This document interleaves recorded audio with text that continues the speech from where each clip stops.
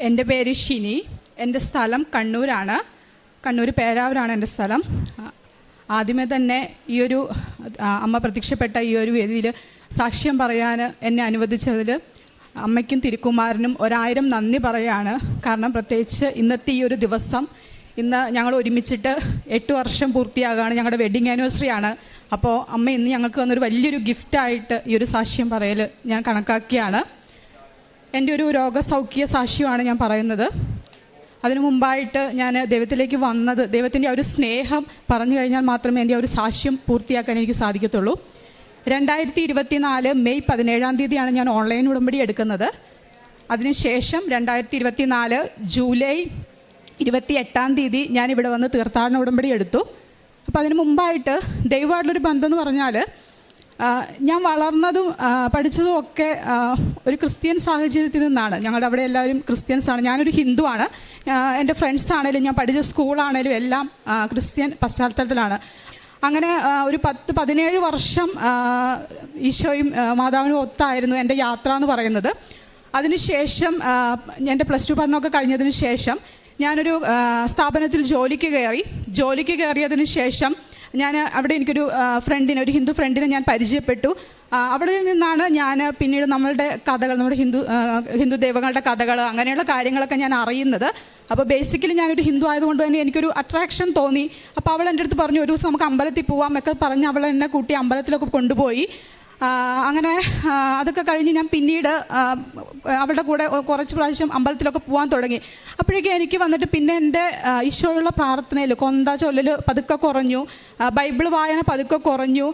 അവസാനം എനിക്ക് പൂർണ്ണമായിട്ട് ഞാൻ അമ്പലങ്ങളൊക്കെ പോകുന്നത് തന്നെ ആക്കി. അപ്പോഴെനിക്ക് ഈ ബൈബിളും കൊന്തയും ഒക്കെ എനിക്കൊരു ബാധ്യത പോലെ എനിക്ക് തോന്നി.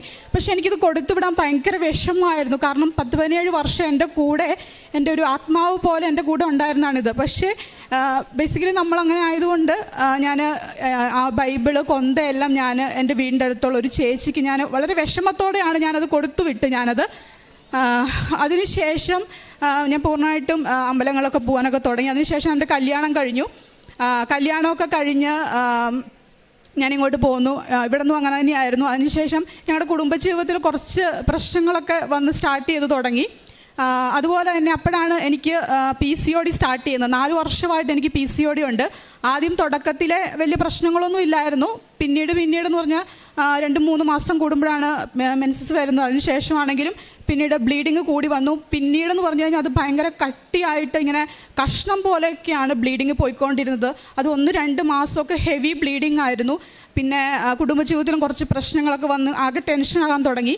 അപ്പോൾ ആ സമയത്താണ് ഞാൻ ഞങ്ങൾ ഹസ്ബൻഡ് കാസർഗോഡ് വർക്കിംഗ് ആയതുകൊണ്ട് ഞങ്ങൾ അവിടെയാണ് ക്വാർട്ടേഴ്സിലാണ് താമസിക്കുന്നത്. അപ്പം ആ ഒരു ടൈമിലാണ് ഹസ്ബൻഡിൻ്റെ അമ്മയ്ക്ക് ഡെങ്കിപ്പനി വരുന്നത്. ഡെങ്കിപ്പനി വന്നിട്ട് ഞങ്ങൾ നാട്ടിലേക്ക് പോയി. അപ്പോൾ എനിക്ക് അപ്പോഴും ഒരു പ്രശ്നമുണ്ട്. അപ്പോൾ നാട്ടിലേക്ക് പോയിട്ട് ഞാൻ ഇങ്ങനെ വിഷമിച്ചിരിക്കുന്ന സമയത്താണ് കൃപാസനം പത്രം എൻ്റെ അമ്മ എനിക്ക് കൊണ്ടുത്തരുന്നത്. പക്ഷെ ഇത് ഏത് പത്രമാണെന്നൊന്നും ഞാൻ നോക്കുന്നില്ല. അമ്മ പറഞ്ഞു ദൈവത്തിൻ്റെ ഒരു പത്രമാണെന്ന് പറഞ്ഞപ്പം ഓക്കെ, നമ്മളെ പ്രശ്നങ്ങളൊക്കെ മാറുമായിരിക്കും എന്ന് വിചാരിച്ച്. അതിനുശേഷം 2-3 ദിവസം കഴിഞ്ഞപ്പോഴേക്കും ഞാനൊരു റീല് കാണുകയാണ്. കൃപാസനം ഉടമ്പടി, കൃപാസനം കാശിരൂപം വെച്ച് പ്രാർത്ഥിച്ചപ്പോഴേക്കും ഞാൻ പരീക്ഷയിൽ ജയിച്ചു, ഞാനൊന്നും പഠിച്ചിട്ടുണ്ടായിരുന്നില്ല എന്ന് പറഞ്ഞിട്ട്. അപ്പോൾ പെട്ടെന്ന് എൻ്റെ മനസ്സിലേക്ക് വന്നത്, പഠിക്കാതെ എങ്ങനെയാണ് പാസ്സാകുക, നമ്മൾ നമ്മുടെ കാര്യങ്ങൾ ചെയ്യണ്ടേ. പക്ഷേ റീലാണ് നമുക്കുള്ള, അതിൻ്റെ മുമ്പുള്ളതും ബാക്കുള്ളതും നമുക്കറിയില്ല. റീൽ ആ ചെറിയ കാര്യമാണ് നമ്മൾ കാണുന്നത്. അപ്പോൾ പെട്ടെന്ന് അത് ഒരു നെഗറ്റീവാണ് എൻ്റെ മനസ്സിലേക്ക് വന്നത്. അതൊക്കെ കഴിഞ്ഞിട്ട് ഇങ്ങനെ PCOD ഇങ്ങനെ വന്നുകൊണ്ടിരിക്കുകയാണ്. അവിടെ കുറേ ഹോസ്പിറ്റലൊക്കെ കാണിച്ചു, കുറഞ്ഞില്ല. ആദ്യമൊക്കെ മെഡിസിൻ എടുക്കുമ്പോൾ കുറയുമായിരുന്നു, പിന്നീട് അത് കുറയാതെയായി. ആ സമയത്ത് ഹസ്ബൻഡിൻ്റെ അമ്മ ഹോസ്പിറ്റലൈസ്ഡ് ആയി, ഡെങ്കി ആയിട്ട്. ഹസ്ബൻഡ് അവിടെയാണ്, ഞാൻ വീട്ടിൽ. എന്നെ ചെയ്യണമെന്ന് ഒന്നും അറിയത്തില്ല. അങ്ങനെ ഹസ്ബൻഡ് എൻ്റെ അടുത്ത് പറഞ്ഞു, ഒരു ഈവനിങ് പറഞ്ഞു, ഇങ്ങനെ കൂടുതലാണെങ്കിൽ ഒരു കാര്യം ചെയ്യാം, നമുക്ക് ഹോസ്പിറ്റലിൽ പോകാം, നാട്ടിൽ തന്നെ ഒരു ഹോസ്പിറ്റലിൽ കാണിക്കാം, ഞാൻ വരാമെന്ന് പറഞ്ഞു. അപ്പോൾ അങ്ങനെ ഹസ്ബൻഡ് ഹോസ്പിറ്റലിൽ കാണിക്കാൻ വേണ്ടിയിട്ട് വന്നു. പക്ഷേ ഹോസ്പിറ്റലിൽ കാണിച്ചിട്ടും മെഡിസിൻ എടുത്തിട്ടും ഇത് കുറയുന്നില്ല. ഹെവി ബ്ലീഡിങ് ഭയങ്കര കഷ്ണമായിട്ടൊക്കെ വന്നുകൊണ്ടിരിക്കുകയാണ്. എനിക്ക് തന്നെ ടെൻഷൻ ആവാൻ തുടങ്ങി എന്താണെന്നുള്ളത്. അങ്ങനെ ഞാൻ ഡിപ്രഷൻ അടിച്ചിരിക്കുന്ന സമയത്താണ് എൻ്റെ വീടിൻ്റെ അടുത്തുള്ള ഒരു ചേച്ചി, സീമ എന്നാണ് ചേച്ചിയുടെ പേര്, ചേച്ചി വീട്ടിൽ വരികയും എന്നോട് ചോദിച്ചു, നീ എന്താ ഇവിടെ വന്നിട്ട് കുറേ ദിവസമായോ? എൻ്റെ വീട്ടിൽ വന്ന് നിൽക്കുകയാണ് ഞാൻ, കുറേ ദിവസമായോ, അമ്മ ഹോസ്പിറ്റലിലാന്ന് പറയുന്നത്, നീ പോയില്ലേ എന്ന് എൻ്റെ അടുത്ത് ചോദിച്ചു. അപ്പം ഞാൻ പറഞ്ഞു, ചേച്ചി എനിക്കിങ്ങനെ ഒരു ഹെൽത്ത് ഇഷ്യൂസ് ഉണ്ട്, ഇതാണ് കാര്യമെന്ന് ഞാൻ ചേച്ചിയോട് പറഞ്ഞു. അപ്പോൾ ചേച്ചി എൻ്റെ അടുത്തൊന്നും പറഞ്ഞില്ല. ചേച്ചി വീട്ടിലേക്ക് പോയി. 2-3 ദിവസം കഴിഞ്ഞ ശേഷം ചേച്ചി വീണ്ടും എന്തോ ആവശ്യത്തിന് വേണ്ടി എൻ്റെ അമ്മേനെ വിളിച്ചു. അമ്മേൻ്റെ ഫോണിൽ വിളിച്ചപ്പോഴും ഞാനാണ് ഫോൺ എടുക്കുന്നത്. അപ്പോൾ ചേച്ചി പറഞ്ഞു, എൻ്റെ അടുത്ത് പറഞ്ഞു, നീ ഇതുവരെ പോയില്ലേ എന്ന് എൻ്റെ അടുത്ത് ചോദിച്ചു. അപ്പം ഞാൻ പറഞ്ഞു, പോയില്ലേ ചേച്ചി, എനിക്കിത് കുറഞ്ഞില്ല എന്ന് പറഞ്ഞു. അപ്പോൾ കുറച്ച് കഴിഞ്ഞപ്പോഴേക്കും ചേച്ചി വീട്ടിലേക്ക് വന്നു. ഉടമ്പടി തൈലമായിട്ടാണ് ചേച്ചി വന്നത്. അപ്പോൾ ചേച്ചി എൻ്റെ അടുത്ത് ചോദിച്ചു, നിനക്കിത് കുറഞ്ഞു കഴിഞ്ഞാൽ നിനക്ക് സാക്ഷ്യം പറയാൻ പറ്റുമോ, ഉടമ്പടി എടുക്കുമോ എന്ന് എൻ്റെ അടുത്ത് ചോദിച്ചു. എനിക്ക് സത്യം പറഞ്ഞാൽ പെട്ടെന്ന് കരച്ചിലാണ് വന്നത്. സത്യം പറഞ്ഞാൽ ഞാൻ ഒരു 10-16 വർഷം ഞാൻ പറഞ്ഞല്ലോ ഈശോയും മാതാവുമായിരുന്നു എൻ്റെ കൂടെ ഉണ്ടായിരുന്നത്. ഞാൻ പക്ഷേ ഒരു സമയത്ത് ഞാൻ മറന്നുപോയി, വേറെ ഇതിലേക്ക് ഞാൻ എൻ്റെ മനസ്സ് വ്യതിചലിച്ചു. പക്ഷേ അപ്പോഴും എന്നെ വിടാതെ എൻ്റെ കൂടെ എൻ്റെ പ്രശ്നങ്ങളിൽ ഉടമ്പടി പത്രമായിട്ടും സ്നേഹമായിട്ടും എൻ്റെ കൂടെ വരുന്നത് ഞാൻ അറിഞ്ഞില്ല.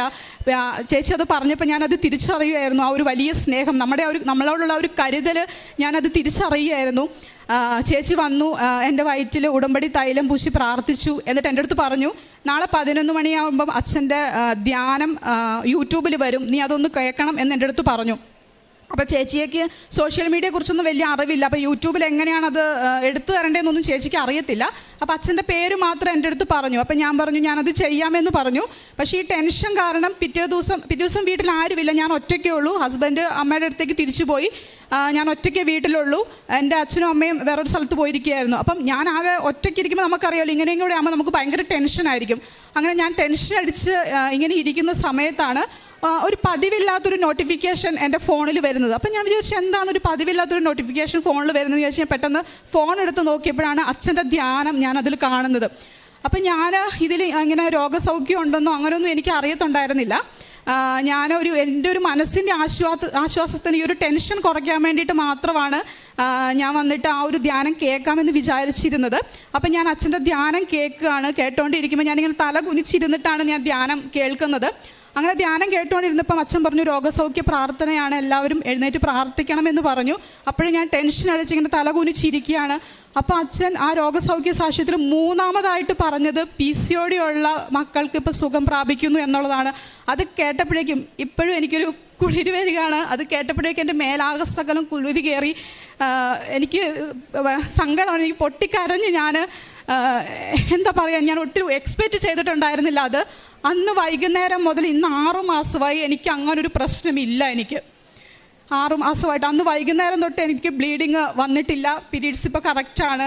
ആ ഒരു രീതിയിലുള്ള പീരീഡ്സ് വരുമ്പോൾ ആ പ്രശ്നങ്ങൾ, ആ ഒരു PCOD ആ പ്രശ്നങ്ങൾ എനിക്ക് അന്ന് വൈകുന്നേരം മുതൽ എനിക്കില്ല. ഇപ്പം 6 മാസമായി ഞാൻ ഉടമ്പടി എടുത്തിട്ട് ഇന്ന് വരെ എനിക്ക് വന്നിട്ട് ആ ഒരു പ്രശ്നങ്ങൾ പിന്നെ വന്നിട്ടില്ല. ഇതാണ് എൻ്റെ ഒരു വലിയ ഒരു സാക്ഷ്യം എന്ന് പറഞ്ഞത്. കാരണം നമ്മൾ എത്ര മറന്നു പോയാലും നമ്മൾ മറക്കാതെ നമ്മുടെ കൂടെ വരുന്ന ആ ഒരു സ്നേഹം അത് ഞാൻ തിരിച്ചറിയാണ്. അതിനുശേഷം ഞാൻ ഇവിടെ വന്നു. 2024 ജൂലൈ 28-ാം തീയതി ഇവിടെ വന്ന് ഞാൻ തീർത്ഥാടന ഉടമ്പടി എടുത്തു. അതിന് മുമ്പായിട്ട് ഞാനിങ്ങനെ ഓൺലൈൻ ഉടമ്പടി എടുക്കുന്ന സമയത്ത് ഞാനിങ്ങനെ ആലോചിച്ചു, ദൈവമേ. അപ്പം ഞാൻ ഇതിന് ശേഷം ഞാൻ യൂട്യൂബിലൊക്കെ ഇതിനെക്കുറിച്ച് സെർച്ച് ചെയ്യാൻ തുടങ്ങി, കൂടുതലായിട്ട് സെർച്ച് ചെയ്യാൻ തുടങ്ങി, സാക്ഷിയൊക്കെ കേൾക്കാൻ തുടങ്ങി. അപ്പോൾ എനിക്ക് മനസ്സിലായി ഉടമ്പടിയിലെ തൈലം, അതുപോലെ കാശുരൂപം, ഇതിൻ്റെ ബൈബിൾ വായന, ഇതിൻ്റെയൊക്കെ പ്രത്യേകതകളൊക്കെ ഞാൻ മനസ്സിലാക്കാൻ തുടങ്ങി. അപ്പം ഞാനിങ്ങനെ മനസ്സിലോർത്തു, ദൈവമേ, ഒരു കാശുരൂപം എനിക്കും കിട്ടിയിരുന്നെങ്കിൽ ഞാൻ അങ്ങനെ മനസ്സിൽ വിചാരിച്ചു. അപ്പോഴേക്കും എനിക്ക് ആ ചേച്ചി തന്നെ ഇവിടെയുള്ളൊരു കാശുരൂപം, ഒരു മാതാവിൻ്റെ ഒരു കാശുരൂപം എനിക്ക് കൊണ്ടുതന്നു. അതിനുശേഷം ഞാൻ ആലോചിച്ചു, ദൈവമേ, ഇനി ബൈബിളൊക്കെ വായിക്കണം, പഴയ പോലെ തന്നെ എനിക്ക് തിരിച്ചു വരണമെന്ന് ഞാനിങ്ങനെ ആഗ്രഹിച്ച സമയത്തേക്ക് ഞാൻ അറിയാതെ തന്നെ ഒരു ചേച്ചി എൻ്റെ അടുത്ത് പറയാണ്, നിനക്ക് ബൈബിൾ വായിക്കാൻ ഇഷ്ടമാണോ, എനിക്ക് ബൈബിൾ തരാമെന്ന് പറഞ്ഞ് എനിക്ക് കൊറിയർ ചെയ്ത് തരികയാണ്. അതുപോലെ ഞാൻ ഓർത്തു, ദൈവമേ, എനിക്ക് ആ ഉടമ്പടി തൈലം ഒന്നുകൂടെ പുരട്ടാനുള്ളൊരു ഭാഗ്യം ഉണ്ടായിരുന്നെങ്കിൽ എന്ന് പറയുമ്പോഴേക്കും ഒരു ചേച്ചി എനിക്ക് ഇതുപോലെ തന്നെ ഉടമ്പടി തൈലം എനിക്ക് പുരട്ടി തരാനും അതുപോലെ അത് അനുഭവിക്കാനുള്ളൊരു ഒരു ഭാഗ്യം എനിക്കുണ്ടായി. അതുപോലെ തന്നെ ഞാൻ രാവിലെ എഴുന്നേറ്റ് പ്രാർത്ഥിക്കുമായിരുന്നു. അതായത് ഓൺലൈൻ ഉടമ്പടി എടുത്ത ശേഷം ഞാൻ രാവിലത്തെ 5:30 പ്രാർത്ഥന ഞാൻ മുടങ്ങാതെ ചൊല്ലുമായിരുന്നു. അപ്പം ഞാനിങ്ങനെ അപ്പം മാതാവിൻ്റെ ഫോട്ടോയൊന്നും എൻ്റെ കയ്യിലില്ല. അപ്പം ഞാൻ ഇങ്ങനെ പ്രാർത്ഥിക്കുമ്പോൾ എനിക്കിങ്ങനെ തോന്നുന്നത് ശരിയാണ്, ഒരു ഫോട്ടോ എടുത്ത് വെച്ച് പ്രാർത്ഥിക്കാൻ വേണ്ടി. അപ്പം തന്നെ പോയിട്ട് ഞാനൊരു പ്രിൻ്റ് എടുത്തൊരു ഫോട്ടോ ഒക്കെ എടുത്തു. പിന്നെ ഒരു മെഴുകുതിരിയൊക്കെ വെച്ച് ഞാൻ പ്രാർത്ഥിക്കാൻ വേണ്ടിയിട്ട് തുടങ്ങി. അപ്പം അങ്ങനെ അന്ന് മുതൽ ഇന്ന് വരെ ഞാൻ ഒരു ദിവസം പോലും ഞങ്ങൾ ഫാമിലിയായിട്ട് ഞങ്ങൾ പ്രാർത്ഥന മുടക്കിയിട്ടില്ല. ഇനി എന്തെന്ന് പറഞ്ഞാലും എന്ത് സാഹചര്യം വന്നു കഴിഞ്ഞാലും പ്രാർത്ഥന വിട്ടിട്ടുള്ള ഒരു കളി ഇല്ല. പ്രാർത്ഥിച്ചിട്ട് ഞങ്ങൾ കിടക്കത്തുള്ളൂ, അത് കറക്റ്റ് ടൈമിന്. അതുപോലെ തന്നെ അച്ഛൻ്റെ ധ്യാനമാണെങ്കിലും അന്ന് മുതൽ ഇന്ന് വരെ മുടങ്ങാതെ എല്ലാ ധ്യാനവും കേൾക്കുകയും അത് പ്രാർത്ഥനാപൂർവ്വം കേൾക്കുകയും ചെയ്യും. അതുപോലെ തന്നെ ഒരു കാര്യം പറയാനുള്ളത്, എൻ്റെ അമ്മയ്ക്ക് അറ്റാക്ക് വന്ന ഒരു വ്യക്തിയാണ് അമ്മ. അപ്പം ഹസ്ബൻഡിൻ്റെ അമ്മയ്ക്ക് ഡെങ്കി ഫീവർ വന്നു കഴിയുമ്പോൾ തന്നെ എൻ്റെ അമ്മയ്ക്ക് പിടിച്ചു. അപ്പോൾ അമ്മേൻ്റെ കൗണ്ടൊക്കെ വളരെയധികം കുറഞ്ഞു. അമ്മയ്ക്ക് ഷുഗർ, പ്രഷർ എല്ലാം ഉണ്ട്. അപ്പോൾ ആകെ ടെൻഷൻ ആവാൻ തുടങ്ങി, കാരണം അറ്റാക്കൊക്കെ വന്നൊരു വ്യക്തിയാണ്. അപ്പം ഞാൻ നമ്മുടെ ഉപ്പ് പ്രാർത്ഥിച്ച് വിശ്വാസ പ്രമാണം ചൊല്ലി അമ്മയുടെ കഞ്ഞിയിലിട്ട് അമ്മയ്ക്ക് കോരിക്കൊടുത്തു. പിറ്റേ ദിവസം തന്നെ ഞങ്ങൾ ഡിസ്ചാർജായി. അതിനുശേഷം ഞങ്ങൾ വീട്ടിൽ വന്നതിന് ശേഷം ഞാൻ ഹസ്ബൻഡ് വീട്ടിലേക്ക് വരാൻ നോക്കുമ്പോഴേക്കും അമ്മയ്ക്ക് ഭയങ്കര ടെൻഷനാണ്. ഞാൻ പോയി കഴിഞ്ഞാൽ പിന്നെ അമ്മയ്ക്ക് ഭയങ്കര ടെൻഷൻ, പിന്നെ വിളി, കരച്ചിൽ അങ്ങനെയൊക്കെയാണ്. അപ്പോൾ ഞാൻ വീട്ടിൽ തിരിച്ചു വന്ന് അവിടെ ഉടമ്പടി ഉപ്പിട്ട് പ്രാർത്ഥിച്ചു. മാതാവേ, എനിക്ക് എന്തായാലും ഹസ്ബൻഡിൻ്റെ അടുത്തേക്ക് വീട്ടിലേക്ക് പോയേ എനിക്ക് പറ്റത്തുള്ളൂ, ഇവിടെ എനിക്ക് ഒരുപാട് വന്ന് നിൽക്കാൻ പറ്റത്തില്ല, അപ്പോൾ അമ്മ തന്നെ കാത്തോളണം എന്ന് പറഞ്ഞ് ഞാൻ പ്രാർത്ഥിച്ചു. അതിനുശേഷം അവിടെ ഒരു പ്രശ്നം ഉണ്ടായില്ല. അതുപോലെ തന്നെ ഹസ്ബൻഡിൻ്റെ അമ്മയ്ക്ക് ഇയർ ബാലൻസിൻ്റെ പ്രശ്നം ഉണ്ടായിരുന്നു, ശ്വാസം മുട്ടുണ്ടായിരുന്നു. ഞങ്ങളിവിടെ കാസർഗോഡാണ്, അമ്മ നാട്ടിൽ കണ്ണൂരാണ്. അപ്പോൾ പെട്ടെന്ന് രാത്രിക്കൊക്കെ ശ്വാസം മുട്ടാന്ന് വിളിച്ചു കഴിഞ്ഞാൽ ഞങ്ങൾക്ക് വരാൻ വേണ്ടി ഭയങ്കര ബുദ്ധിമുട്ടാണ്. പിന്നെ ടെൻഷൻ ആകുമല്ലോ, വേറെ ആരും വീട്ടിലില്ല, അച്ഛനില്ല, വേറെ ആരും ഇല്ല വീട്ടിൽ. അപ്പോൾ ഞാൻ അമ്മേനെ 1-2 തവണ ഹോസ്പിറ്റലൊക്കെ രാത്രിക്ക് കൊണ്ടുവേണ്ടി വന്നു. അപ്പോൾ ഞാൻ നാട്ടിലെത്തിയ ശേഷം അമ്മേൻ്റെ അടുത്ത് പറഞ്ഞു, ഇനി അമ്മയ്ക്ക് എന്ത് ബുദ്ധിമുട്ട് വന്നാലും ഈ ഒരു ഉപ്പിട്ട് അമ്മ കഴിക്കണം, പിന്നെ ഇനി അമ്മയ്ക്ക് ഒരു ബുദ്ധിമുട്ടും വരത്തില്ല എന്ന് പറഞ്ഞു. അതിനുശേഷം അമ്മയ്ക്ക് ആ ഒരു ശ്വാസം മുട്ടിൻ്റെ പ്രശ്നങ്ങളോ ഹോസ്പിറ്റലിൽ കൊണ്ടുവന്ന പ്രശ്നങ്ങളോ വന്നിട്ടില്ല. അതുപോലെ തന്നെ എൻ്റെ അച്ഛന് പ്രായമായതാണ്. അച്ഛനെ കൈയൊന്ന് ഉളുക്കിയിട്ടുണ്ടായിരുന്നു. അപ്പം കൈ ഉളുക്കിയ സമയത്ത് ഡോക്ടേഴ്സ് പറഞ്ഞു സർജറി വേണം എന്ന് പറഞ്ഞിട്ടുണ്ടായിരുന്നു. പക്ഷേ ഞാൻ പറഞ്ഞു സർജറി ഒന്നും ചെയ്യണ്ട, നമുക്ക് ഈ ഉടമ്പടി തൈലം തേച്ച് നമുക്ക് പ്രാർത്ഥിക്കാം, ഉറപ്പായിട്ട് സൗഖ്യം കിട്ടുമെന്ന് പറഞ്ഞു. അപ്പം ഞാൻ അച്ഛൻ്റെ കയ്യിൽ ഉടമ്പടി തൈലം തേച്ച് ഞാൻ പ്രാർത്ഥിച്ചു. അപ്പം അച്ഛനിപ്പോൾ ഒരു പ്രശ്നവുമില്ല, ഓപ്പറേഷൻ കാര്യങ്ങളൊന്നും വേണ്ടി വന്നിട്ടില്ല. അതുപോലെ എൻ്റെ മോളുടെ കാര്യം, മോൾക്ക് 1 വയസ്സ് മുതൽ അഡിനോയിഡിൻ്റെ ഇഷ്യൂ തുടങ്ങിയതാണ്. അന്ന് മുതൽ 6 വയസ്സ് വരെ അവൾക്ക് അഡിനോയിഡിൻ്റെ മരുന്ന് കഴിക്കുന്നുണ്ട്. പിന്നെ ഈ സ്പ്രേ അങ്ങനെയുള്ള കാര്യങ്ങൾ അത് ഉപയോഗിക്കുമ്പോഴേക്കും അറിയാമല്ലോ, കുഞ്ഞു കൊച്ചാവുമ്പോഴേക്കും അവൾക്ക് ഒരുപാട് പ്രശ്നങ്ങൾ വരാറുണ്ട്. അപ്പോൾ ഞാൻ ഉടമ്പടി എടുത്തതിന് ശേഷം ഞാൻ ദൈവത്തോട് പറഞ്ഞു, ദൈവമേ, ഇത്രയും മെഡിസിൻ എൻ്റെ കുഞ്ഞ് എടുക്കുന്ന ഒരുപാട് വിഷമമാണ്. അപ്പോൾ ഇനി മുതൽ ഞാൻ ഒരു മെഡിസിൻ ഞാൻ എൻ്റെ കുഞ്ഞിന് കൊടുക്കില്ല എന്ന് പറഞ്ഞു. അല്ലെങ്കിൽ അവൾക്ക് മെഡിസിൻ എടുത്തില്ലെങ്കിൽ ഇടയ്ക്കിടയ്ക്ക് ഹോസ്പിറ്റലിൽ കൊണ്ടുപോകണം പനി വന്നിട്ട്. പക്ഷേ ഞാൻ ഉടമ്പടി എടുത്ത അന്ന് മുതൽ ഇവൾക്ക് ഞങ്ങൾ ഒരു മെഡിസിനും കൊടുക്കുന്നില്ല, ഉടമ്പടി തൈലം മാത്രമാണ് മെഡിസിൻ. എൻ്റെ കൊച്ച് പൂർണ്ണമായിട്ട് നിർത്തി. ഇനി പ്രേക്ഷിത പ്രവർത്തനം എന്ന് പറഞ്ഞു കഴിഞ്ഞാൽ ഞങ്ങൾ രോഗികളെ പോയി കാണും.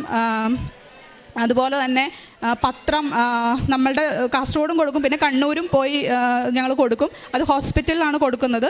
അതുപോലെ തന്നെ ഈ അപ്പച്ചന്മാരൊക്കെ ഉള്ള ഒരു അനാഥാലയത്തിൽ ഹസ്ബൻഡ് വന്നിട്ട് അരി ഒക്കെ വാങ്ങിച്ചു കൊടുത്തിട്ടുണ്ടായിരുന്നു. പിന്നെ പൊതിച്ചോറ് കൊണ്ട് കൊടുക്കും. പിന്നെ ആത്മീയ ജീവിതത്തിൽ എന്ന് വെച്ച് കഴിഞ്ഞാൽ എല്ലാ ദിവസവും എനിക്ക് പ്രാർത്ഥിക്കാൻ, അതായത് കുടുംബത്തിൽ പ്രാർത്ഥന വേണമെന്ന് എനിക്ക് ഭയങ്കര ആഗ്രഹമുള്ളൊരു വ്യക്തിയായിരുന്നു. എന്തെന്ന് പറഞ്ഞാലും പ്രാർത്ഥന വേണം. അപ്പം ഉടമ്പടി എടുത്തതിന് ശേഷം ഞങ്ങൾ കുടുംബമായിട്ട് ഇന്ന് വരെ ഞങ്ങൾ കറക്റ്റായിട്ട് ഞങ്ങൾക്ക് കുടുംബ പ്രാർത്ഥന ഉണ്ട്. അതുപോലെ ബൈബിൾ വായന, കൊന്ത ചൊല്ലൽ, എല്ലാ കാര്യങ്ങളും ഉണ്ട്. അതുപോലെ തന്നെ നമുക്ക് ഒരുപാട് ആദ്യം എനിക്ക് ടെൻഷനൊക്കെ, ഇതുപോലെ ഒരു വേദിയിലൊന്നും ഞാൻ ഒരിക്കലും എനിക്കിങ്ങനെ പറയാൻ പറ്റുമെന്ന് അറിയില്ല. പക്ഷേ അമ്മ അനുവദിച്ചു. ഞാൻ വളരെ ടെൻഷനുള്ളൊരു വ്യക്തിയാണ്, പക്ഷേ നന്നായിട്ട് എനിക്ക് സംസാരിക്കുവാൻ അമ്മ എന്നെ അനുവദിച്ചതാണ്.